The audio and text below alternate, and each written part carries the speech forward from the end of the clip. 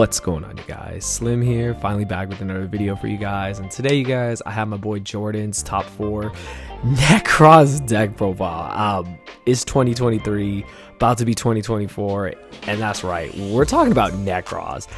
My boy Jourdan is something else. He's been on the channel multiple times, showcasing Spellbook Runic, showcasing Marincess, and now showcasing NEKROZ of all decks to actually find success with in this like pretty open format. I think this format is not that bad. I know people complain about it, but I think there's a lot of decks, and you can even play something off the wall like this and still find success. It's pretty crazy.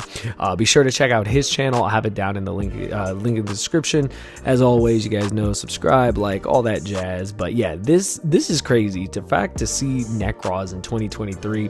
Again, the one format I missed was actually pure NEKROZ format. So to see the deck even all these years later, like we're almost at 10 years. Like I don't even want to think about it, but literally NEKROZ was 2015 if my memory serves me correct. I think it was like 2015, 2016, and I mean we're getting there. We're almost at 9 years since NEKROZ was like one of the most dominant decks in the format. It was so crazy. Like you just had to play the mirrors all the time. It was a super skillful format, and even though I sat it out, I did do some research on it, so it's pretty crazy to see. But yeah, hopefully you guys enjoy. We're just gonna go over the deck, and yeah, it's pretty crazy. And shout out to my boy Jourdan. We've played in some of the regionals before. Super cool guy. Really happy to see him find success with off the wall strategies. And that's what I really like. He really tries to, play something off the wall, play a rogue deck, try to find its ways to tweak it and make it work in the format, and he finds awesome success with it. So yeah, let's hop into it. So he is playing the Ken and Gen package. This package is just crazy. Everyone's been asking, what I'm going to play it in Dark World. I'm just going to get the card to start playing it, just try it out. I think it's really cool, but the fact that you can actually find synergy with it here in another type of deck is awesome. So very cool that he is playing that full package. And then he is still playing the incantations. You still do play these do help with with your ritual plays specifically. So he is playing the one of the candle, one of the Pensaplume, and 2 of the Talismandra, so pretty solid. And then of course he does have the Chalice Slime itself. That's just necessary for the incantation package. And then what I like about this too is that he is just throwing in one of the best cards in the game, one of the best cards ever printed. Honestly, Fenrir is crazy. I won't be surprised if this card possibly gets hit on the upcoming list. We got to make a prediction. That reminds me. So yeah, we're gonna be making a prediction coming up soon as well. But yeah, 3 copies of Fenrir. This card is just crazy. This card just forces so many interrupts. It literally causes a problem for the opponent, and if you don't deal with it, just the advantage that it generates is absolutely crazy. So just throwing it in a rogue deck like this, it's one of the best cards you can throw in a rogue deck and find success with it. So very, very strong. And then for the NEKROZ cards, you do have the 1 copy of Shurit. You have 3 copies of NEKROZ of Bryanek. You have the 1 copy of the Colossalus. You have the 1 copy of Trishula. This card is still crazy. And then you do have the 2 copies of Unicorn. Now, he wanted to highlight Unicorn. The main reason for this is that its main effect is that you negate the effects of all face-up monsters on the field that were special summoned from the extra deck.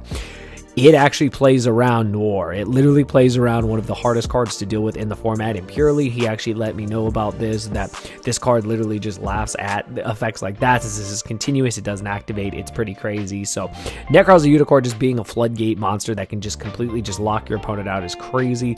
Very, very cool to see him, utilizing, of course, what NEKROZ do again in 2023. And then, of course, the 1 copy of Valkyrie, you guys know, like Damage Stopper, being able to draw cards too is pretty solid. So very, very solid package.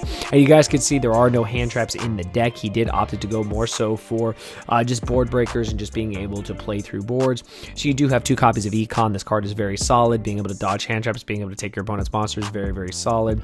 2 copies of Droplet. Now that we don't have Rise Hard in the format, you can actually play this card again. So very, very solid. Being able to go into a whole board with this is crazy. He's got the 1 copy, of course, of the Inception. It goes with the incantation package.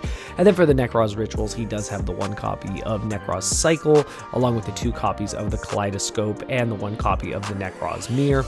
Just standard for NEKROZ. Just having like the small NEKROZ package in here just helps. And then 1 copy of Pot of Avarice. This is just to recycle everything. You do go through and fill your graveyard quite quickly. So just having this card just to generate back your resources and then draw 2 cards is pretty nuts.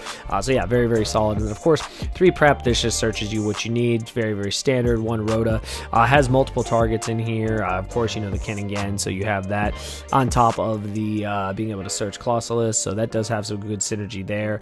And you could also search Shuret if need be, so you have a lot of just good utility with Rhoda. And then he is playing one talent along with the 3 copies of Thrust, being able to get your, being able to get something like Pot of Avarice, being able to get, your talents. You can even get your Rhoda. Very, very solid. And then he is playing, more targets in the side deck. But that is it for the main deck. It is 42 cards. We'll go to the extra, or we'll go to the side or extra. We'll go with the extra. We got the 1 copy of Entis, just solid. Just send it off and literally just pop another card. You got the 5-headed dragon. You've got the copy of Garura. You've got the copy of Guilty Gilfried. You guys see that he is playing Super Poly in the side deck. So you've got the Mud Dragon of the Swamp. You've got the Dragostapelia. You have the 1 copy of Starving Venom, along with 2 copies of Herald of the Arclight. You've got for Lynx, you've got the Appaloosa, the BLS Link, one of my favorite Link monsters. Glad to see it, being played again. Very, very solid Link monster, super underrated. 1 copy of Cross Sheep, obviously with the ritual plays. This card is crazy.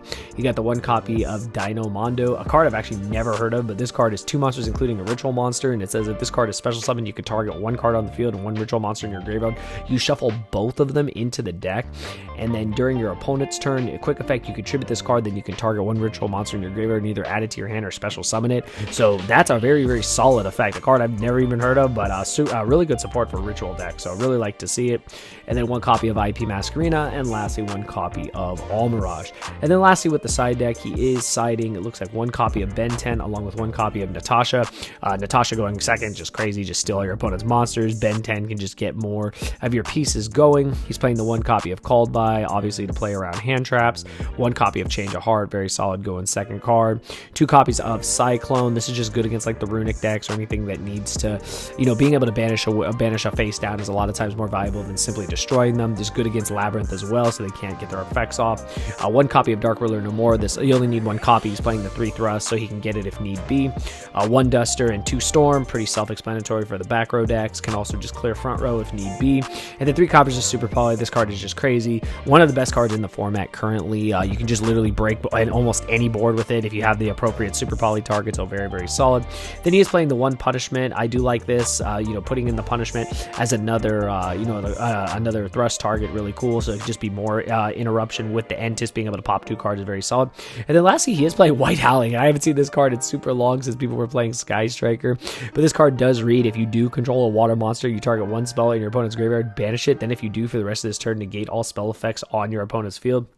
So very cool if you are playing against, any type of, it can be good against Rescue Ace, can be good against any of the, any of the spells that, may give you some problems. So yeah, very, very solid list overall. But that is it for the video today. Hopefully you guys did enjoy. Again, be sure to check out his channel down in the description below. And yeah, I'm super excited to see him do well with NEKROZ, and I definitely want to see more from him. I know he is playing, more rogue decks than the average player, so very, very solid. And whenever he finds success, he always reaches out, and then we always do cover it. So I'm looking forward to more in the future. But hopefully you guys all enjoyed. Smash that like button if you did. I will see you guys in the next video. Thank you for watching.